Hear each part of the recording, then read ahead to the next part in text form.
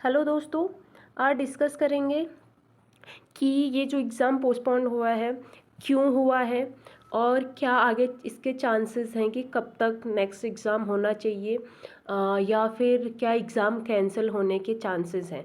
तो ये देख लेते हैं। सबसे पहले इसमें मेन रोल हमारा किसका रहता है? मेन रोल रहता है, यहाँ पे एक अनाउंसमेंट आई थी यूकेपीएससी की साइड से 20 मार्च को। 23 मार्च को एग्ज़ाम था, 22 मार्च को एग्ज़ाम था और 20 मार्च को अचानक से एक इन्फॉर्मेशन आती है जिसमें ये बता दिया जाता है कि आपका जो एग्ज़ाम है फिर से एक बार पोस्टपोन हो चुका है। फिर से क्यों कह रहे हैं? क्योंकि ये जो अनाउंसमेंट है एक बार पहले भी आई थी।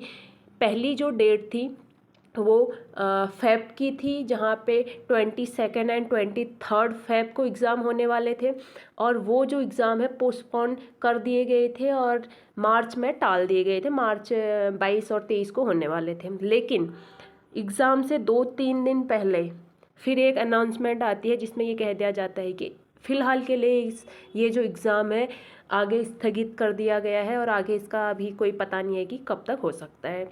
ठीक है, तो यहाँ पे इस एग्ज़ाम का अभी जो पहले का रीज़न शायद कुछ अलग हो सकता है, क्योंकि उस टाइम में रीज़न बताया जा रहा था कि वो जो डेट थी वो सही नहीं थी, उनमें कुछ वेकेशन वगैरह पड़ रहे थे। लेकिन अभी का जो पोस्टपोन होने का रीज़न है वो रीज़न है कोर्ट का ऑर्डर। तो ये सारी चीज़ें क्या है इसको समझते हैं।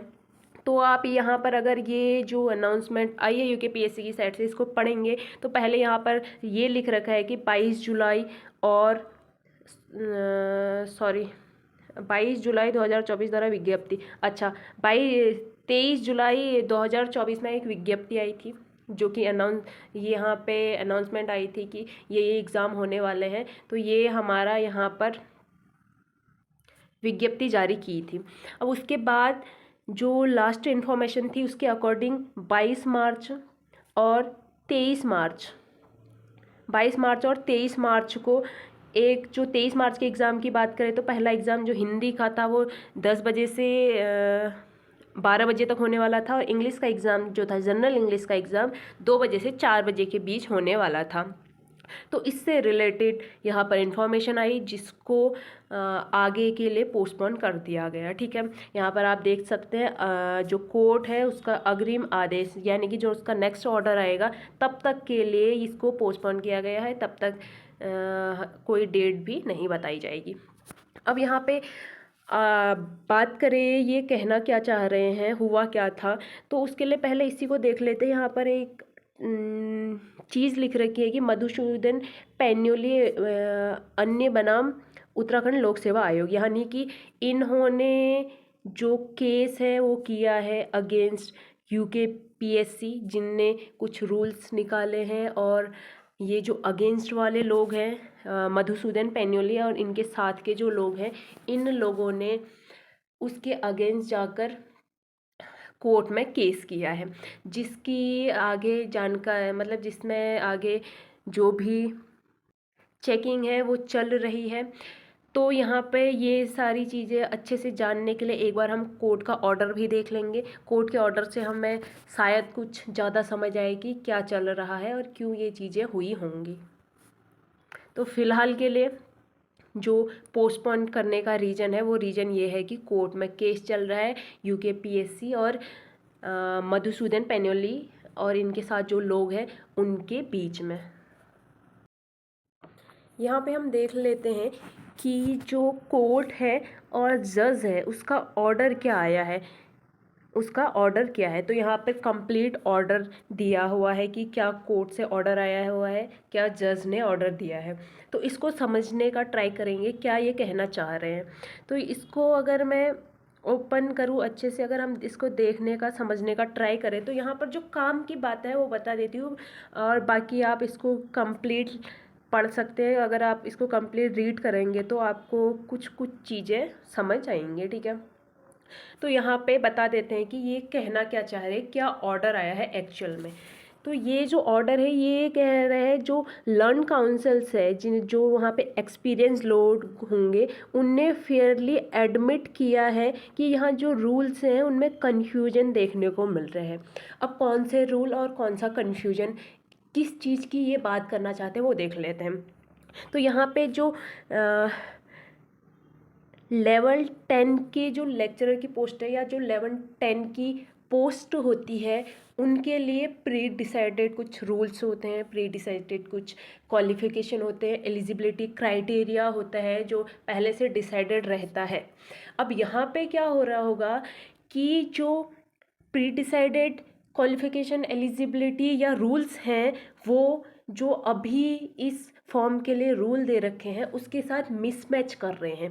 अब वो रूल्स अगर मिसमैच करेंगे तो यहाँ पर क्या होगा, क्योंकि पहले से अगर कोई चीज़ डिसाइडेड है तो आगे अगर हमें वो चीज़ें रिपीट करनी है तो उन रूल्स को लेकर रिपीट करनी पड़ेंगी। तो अगर यहाँ पे जो जॉब अभी निकाली गई है उसमें लेवल 10 के रूल फॉलो नहीं हो रहे हैं तो कोई भी जाके इसके अगेंस्ट खड़ा हो सकता है। तो वही चीज़ स्टूडेंट्स ने की कि लेवल 10 की जॉब्स के अकॉर्डिंग जो क्राइटेरिया होना चाहिए, जो क्वालिफिकेशन होना चाहिए, उन चीज़ों को पकड़ के स्टूडेंट कोर्ट चले गए कि ये चीज़ें होनी चाहिए थी, ये चीज़ें नहीं हो रही है। बेसिकली ये बीटेक और एमटेक के बीच का कुछ कन्फ्यूजन चल रहा है जहाँ पे स्टूडेंट्स इन चीज़ों को लेके शायद क्वालिफिकेशन को लेके, हाँ बीटेक वाले शायद एमटेक के क्वालिफिकेशन को लेके वहाँ पर इनके अगेंस्ट खड़े हो गए हैं।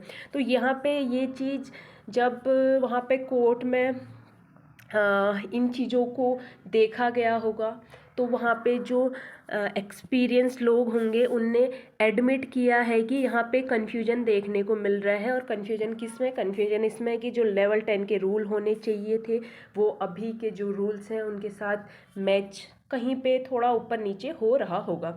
तो इन चीज़ों को लेके जो कोर्ट है उसने अपना ऑर्डर दे दिया था और उसने साफ साफ ऑर्डर में बता दिया था कि यहाँ पे जो ये है इन चीज़ों को लेके यहाँ पे कन्फ्यूजन क्रिएट हो रहा है।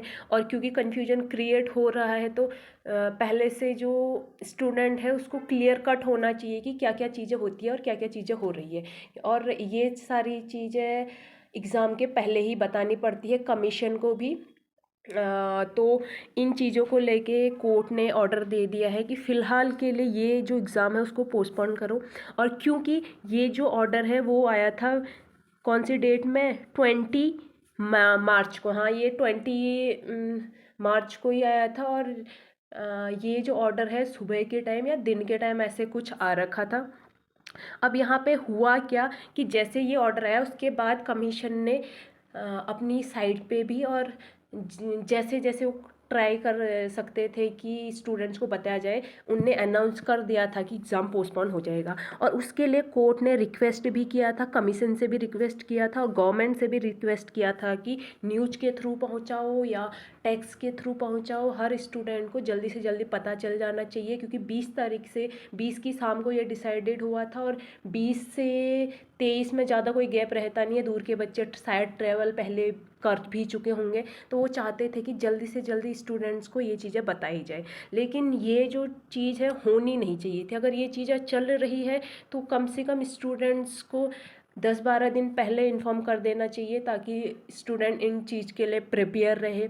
या फिर अगर यहाँ पे कुछ कन्फ्यूजन भी क्रिएट हो रहा था तो वो चीज़ें भी कमीशन ने पहले बता देनी चाहिए थी कि यहाँ पे कन्फ्यूजन हो सकता है, एक बार स्टूडेंट चेक कर ले। क्योंकि इनसे काफ़ी जो दिक्कत है वो एक स्टूडेंट फेस करता है।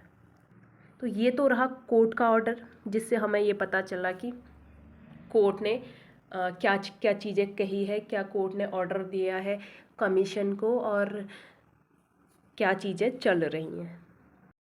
अब जैसे ही कोर्ट ने ऑर्डर दिया तो यूकेपीएससी के ऊपर एक चैलेंज था क्योंकि उसके पास टाइम बहुत कम था और उनने ये इन्फॉर्मेशन लगभग हर स्टूडेंट तक पहुंचानी थी। तो वहाँ पर एक उनके द्वारा मतलब एक तारीफ़ वाली चीज़ हम कह सकते हैं वो की गई। हर स्टूडेंट को इंडिविजुअली टेक्स्ट मैसेज भेजा गया जिसमें ये बताया गया कि जो उनका एग्ज़ाम है वो फ़िलहाल के लिए पोस्टपोन हो चुका है अनटिल फर्दर ऑर्डर्स। ये यहाँ पर आप देख सकते हैं ये जो एग्जैक्ट टेक्स्ट मैसेज है जो यूकेपीएससी की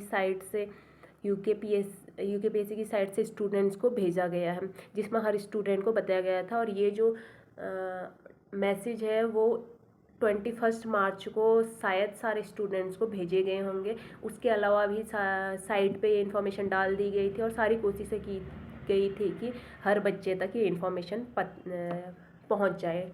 और ये कोर्ट का ऑर्डर भी था कि कमीशन इस चीज़ की जिम्मेदारी ले करके। ये तो हमने देख लिया कि क्या रीज़न थे एग्ज़ाम जो 22 है और 23 है इस डेट में नहीं कराए गए। अब बात आती है आगे क्या होगा। तो नेक्स्ट, क्योंकि कोर्ट का मामला है तो हमें पता है भाई इंडिया में कोर्ट के मामलों का कुछ नहीं कहा जा सकता है, कितने लंबे खींचेंगे या कितने टाइम में ये सारी चीज़ें क्लियर हो जाएंगी, कितना टाइम लगेगा कोर्ट को, और कब कमीशन अपनी जो नेक्स्ट इन्फॉर्मेशन है वो देता है, कब एग्ज़ाम करवाता है, तो इसका कुछ नहीं कह सकते। कोर्ट से जैसे ऑर्डर आ जाएगा तो कमीशन ज़्यादा टाइम नहीं लेगा एग्ज़ाम करवाने में, लेकिन कोर्ट का ये चीज़ें कितनी लंबी खिंचती है इसके बारे में अभी नहीं कहा जा सकता है, इसके बारे में कहना बहुत जल्दी होगा अभी, तो इसका हम नहीं कह सकते हैं। लेकिन एग्ज़ाम की अगर बात की जाए तो एग्ज़ाम कैंसिल तो नहीं होना चाहिए, एग्ज़ाम कैंसिल नहीं होगा, और कैंसिल नहीं होगा तो हमें क्या करना है, हमें अपनी जो प्रिपरेशन है उसमें कंसिस्टेंसी रखनी है और लगातार पढ़ाई करते रहना है, छूटना नहीं है, पढ़ाई को छोड़ना नहीं है कि जब एग्ज़ाम की नेक्स्ट डेट आएगी फिर पढ़ लेंगे, ऐसा नहीं करना है, ठीक है। अब एक इन्फॉर्मेशन है, अगर आप हमारे साथ तैयारी करना चाहते हैं तो हमारे साथ जुड़ सकते हैं। हमारा व्हाट्सअप नंबर है 9410927376। तो ये हमारा व्हाट्सएप नंबर है। यहाँ से आपको क्या बेनिफिट मिलेगा ये नंबर आप नोट कर लीजिए। अगर अभी क्योंकि 23 को जनरल हिंदी का एग्ज़ाम था, यहाँ से आप किस किस स्टूडेंट के लिए यहाँ से बेनिफिट मिल सकता है पहले वो बता देती हूँ। हिंदी, जनरल हिंदी, जो जनरल हिंदी वाले थे, जनरल इंग्लिश और सब्जेक्ट है हमारा केमिस्ट्री। सब्जेक्ट क्या है? सब्जेक्ट केमिस्ट्री वाले स्टूडेंट को यहाँ से पक्का बेनिफिट होने वाला है। ये नंबर अगर आप जनरल हिंदी पढ़ रहे हैं, जनरल इंग्लिश पढ़ रहे हैं या आप केमिस्ट्री वाले स्टूडेंट हैं तो पक्का नोट कर लीजिए ये नंबर। आपको यहाँ से क्या फ़ायदा मिलेगा वो मैं बता देती हूँ। इस नंबर पे आपको हिंदी, जनरल हिंदी के सिलेबस वाइज जनरल हिंदी और इंग्लिश के नोट्स मिलेंगे, जो सिर्फ यूकेपीएससी पॉलिटेक्निक लेक्चरर के सिलेबस को ध्यान में रखते हुए बनाई गई है, सिर्फ इसीलिए बनाई गई है।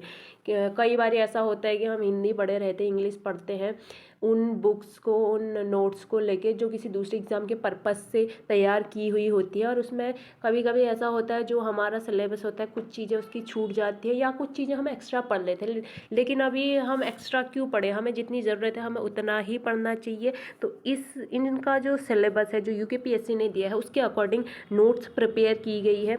वो नोट्स अगर आपको चाहिए तो आपको क्या करना है, आपको इस नंबर पे कांटेक्ट करना है, ठीक है। और सेम चीज़ मैं केमिस्ट्री के लिए कहूँगी। केमिस्ट्री का जितना कंप्लीट सिलेबस है, सारी चीज़ें उसको A to Z आपको उस नोट्स में मिल जाएंगी। उस नोट्स के लिए भी आपको इस नंबर पे कांटेक्ट करना है। अब एग्ज़ाम जो था हिंदी का वो 23 तारीख को था। कई लोग ऐसे होंगे जिनने तैयारी कर रखी होगी और एग्ज़ाम देने के लिए कम्प्लीटली तैयार होंगे, लेकिन कुछ स्टूडेंट्स हमेशा रह जाते हैं कि काश मेरे को थोड़ा और टाइम मिला होता या अच्छा कुछ कंटेंट होता, मैं अच्छे से पढ़ पाता। तो उनके लिए ये जो चीज़ है ये हो सकता है कि कुछ अच्छा हुआ है जहाँ पे उनको थोड़ा सा टाइम और मिल गया है, तो उस टाइम का आपको फ़ायदा उठाना चाहिए। और ये टाइम अगर आपको मिला है तो आपको अब नहीं रुकना चाहिए, अपनी पढ़ाई स्टार्ट कर देनी चाहिए। अगर आपको यहाँ के नोट्स चाहिए, इन तीनों सब्जेक्ट के नोट्स चाहिए, तो आप ये जो नंबर है इस पर कांटेक्ट कर लीजिए, आपको प्रॉपर नोट्स मिल जाएंगे और आप अपनी तैयारी बिल्कुल स्टार्ट कर दीजिए। क्योंकि अब अगर डेट आएगी तो उसके बाद किसी को कोई टाइम नहीं मिलने वाला है। और ऐसा भी नहीं है कि हिंदी की डेट आएगी तो उसके बाद जो सब्जेक्ट की डेट है वो बहुत ज़्यादा वेरी कर सकती है। जैसे फ़िलहाल था फरवरी में एक डेट थी, एक डेट जुलाई में दी गई थी, इतना बीच में शायद अब गैप ना मिले। तो ऐसा भी नहीं सोचना है कि हिंदी इंग्लिश पढ़ेंगे फिर टाइम मिलेगा फिर सब्जेक्ट पढ़ेंगे, सब्जेक्ट को भी साथ के साथ पढ़ना है, साथ के साथ तीनों चीज़ें पढ़िए। हिंदी इंग्लिश जितना पढ़ रहे हैं उससे ज़्यादा आपको सब्जेक्ट पढ़ने की ज़रूरत है, क्योंकि आपका मेन सब्जेक्ट है, सब्जेक्ट का वेटेज ज़्यादा है और सब्जेक्ट का सिलेबस भी ज़्यादा है। हिंदी इंग्लिश नॉर्मल है, ज़्यादा है नहीं। ज़्यादा फोकस आपको कहाँ रखना है, सब्जेक्ट में रखना है, और सब्जेक्ट ही एक ऐसा पार्ट है जहाँ से आप बाजी मार सकते हैं। ठीक है, तो सब्जेक्ट के लिए भी अगर केमिस्ट्री है तो आप यहाँ पे कांटेक्ट कर सकते हैं। और एक और इन्फॉर्मेशन देना चाहूँगी, आगे बहुत सारी वीडियोस आने वाली है केमिस्ट्री की जो आपको हेल्प करेंगी इस एग्ज़ाम को लेके, तो कनेक्टेड रहिए इस चैनल से। बाकी जो भी इन्फॉर्मेशन है, जो जितनी आपको दी गई है, शायद वो आपके लिए कुछ यूज़फुल होंगी। तो आज की वीडियो यहीं पे एंड करते हैं। Thank you.